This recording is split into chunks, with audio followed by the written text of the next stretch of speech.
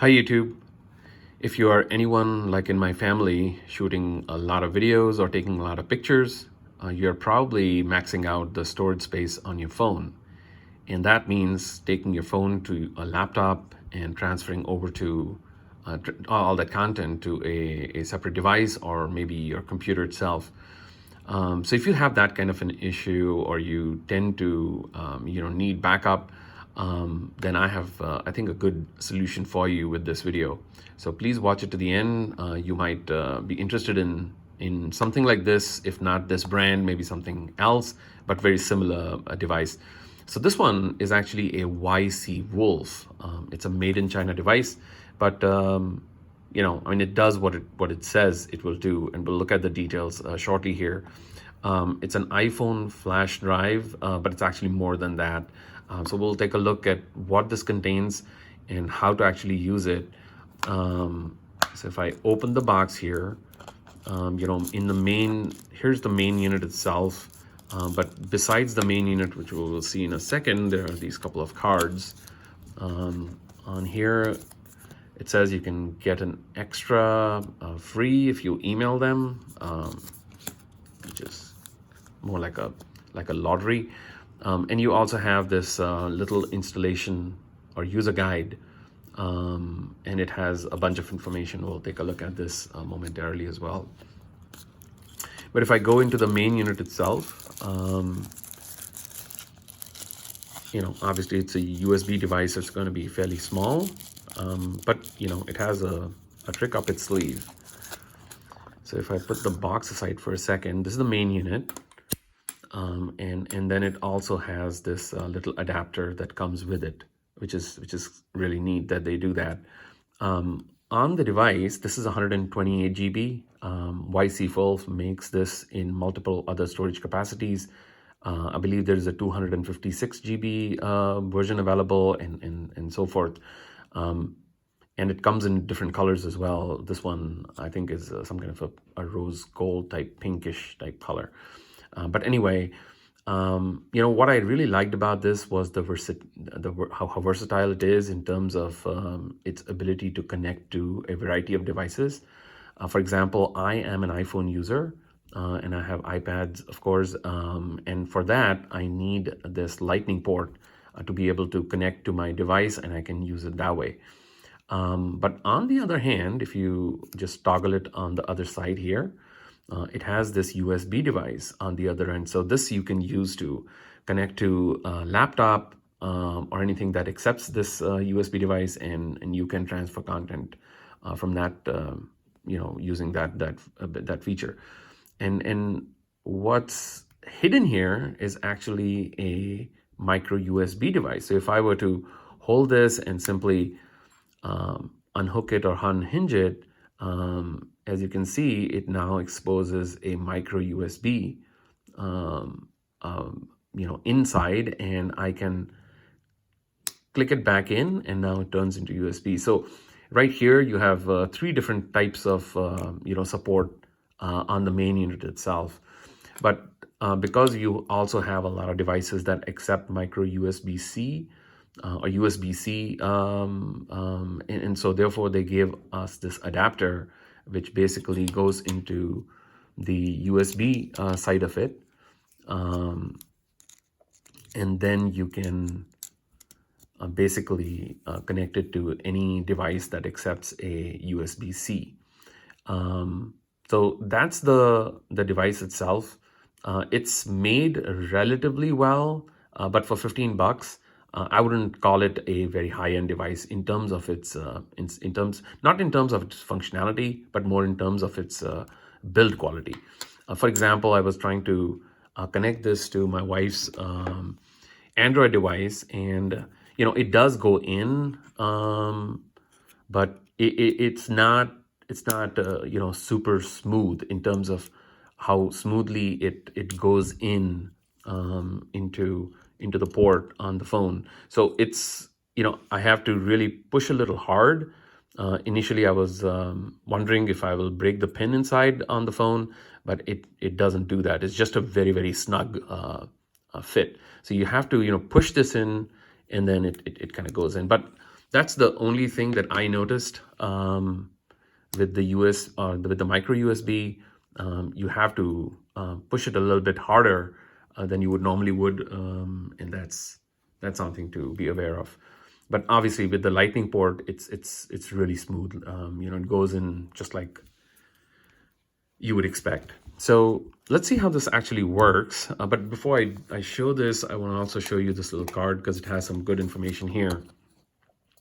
So if you are a PC user, hopefully you can read this here. It simply connects to the USB port on your computer or laptop, and you're good to go.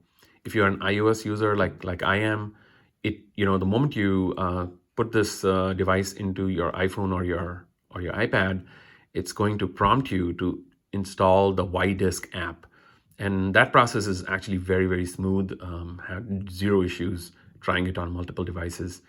And then using the YDisk app, you can then start transferring content back and forth between your device and this device itself. And then if you're an Android user, there is no app needed, which is good. And there's a certain process, and it requires OTG support, which I think most Android devices does offer that, and you use it that way. And there are some file functions and other things. You can pause the video and read all of this if you want. And there's a little user guide that you can look up on the YDisk app, which is only for iOS, like I said earlier. So that's the information to be aware of that kind of comes with the device. What I want to show you next is a quick demo of how to actually use this device to transfer content. One thing I want to tell you before I forget, what I noticed also in its use, that it's not the fastest file transfer between any device and this backup device here. I don't think it's a USB 3 standard that this thing supports. I believe it's USB 2. And, so the transfer rates that I saw on this was, whereas in a USB 3, you'll be, well in excess of 120 megabytes per second file transfer.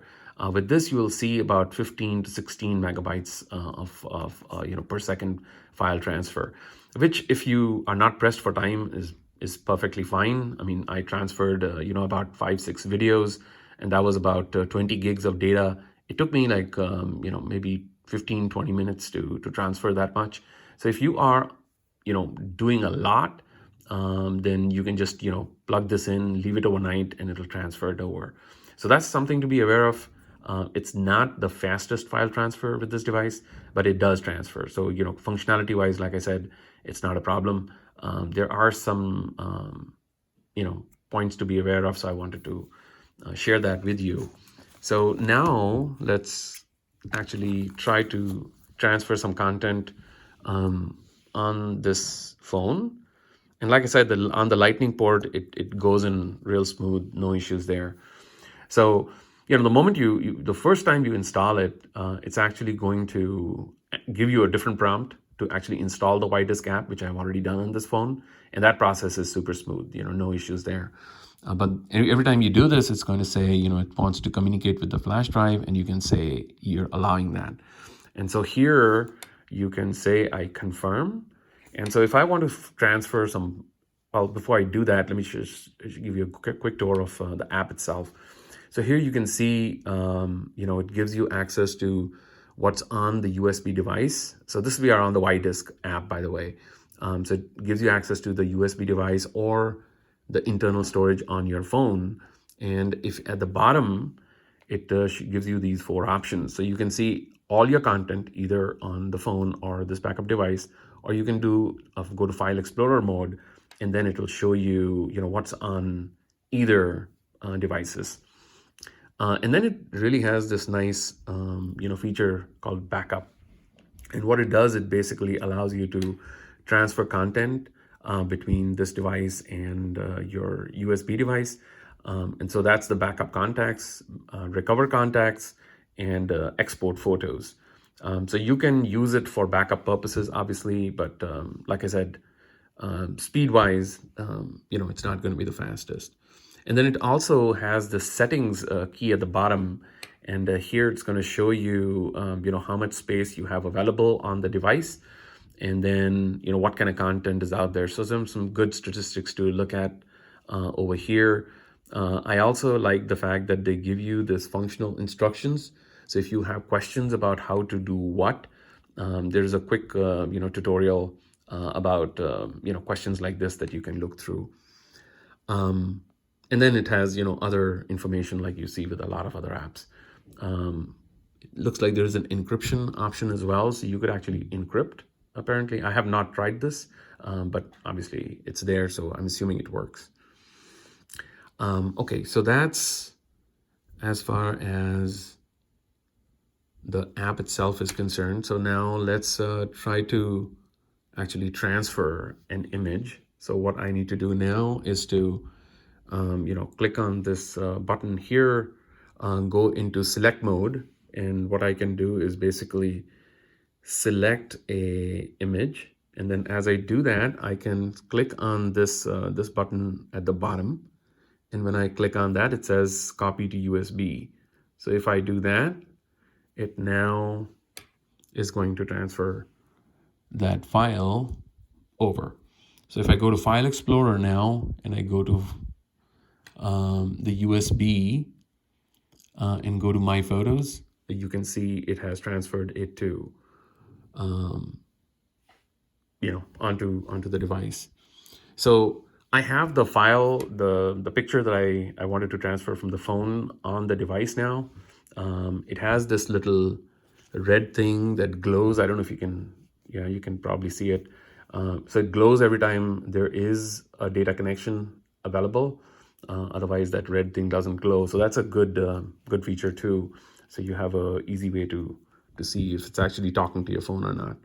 So if I were to now close the app and maybe try to transfer this image onto my wife's phone, which is a rather dated Samsung. All I need to do is unpin it or unhinge it, and it now exposes the micro USB. And like I said, it's a bit of a struggle to put this in. So I'm gonna do this off camera here. I just need to do this a little hard. So here we go. Bam, I think you heard that click. So now it's in, and I can now actually transfer. So let me show you how that process works on an Android. So I have that image on my device here, right? And so all I need to do is come here, and if I go to settings, whoops, I think I need to give in my password. Okay. So if I now come here and open it from the top, it's, as you can see, it says here, Android system, iOS device, USB drive. So what I need to do now is I can obviously come here, and it gives me basically my files, which is an app on this phone that allows me to access pictures on either device. And then obviously it's showing me the USB device right now. I can go to my photos. I can see that image that I had on my USB device. It's still here. I can now copy it, and I can copy it over to, let's say, the internal storage on this phone. So now the file's transferred, right? So, the transfer stuff is fairly easy. Okay. It's pretty effortless. I think it's a good device if you need stuff to be transferred over without actually connecting to a computer. Between phones, if you have this, you can use it fairly easily. And then what I also like about this device is that, if you, let's say, are running out, if you're on a road trip, for example, or on vacation, and you're taking a bunch of pictures and you're running out of space on your phone, all you need to do is connect this into your device, and then you can actually take pictures directly onto this device without ever storing that picture onto your phone. So I think that that ability to scale up storage on any device that you're using is really nice. For $15, I think it's a pretty sweet device. I don't know what its longevity is going to be in terms of its sturdiness and whatnot. But like I said, if you are trying to come up with some kind of a solution to easily transfer content over, I think this is a pretty good device. And like I said, there are other brands out there. You can look it up on Amazon or other places. I think this is pretty good. 15 bucks, YSeaWolf. If you like this content and you want more, please do consider subscribing and hit the like button, and I'll see you in the next one. Thank you very much. Bye-bye.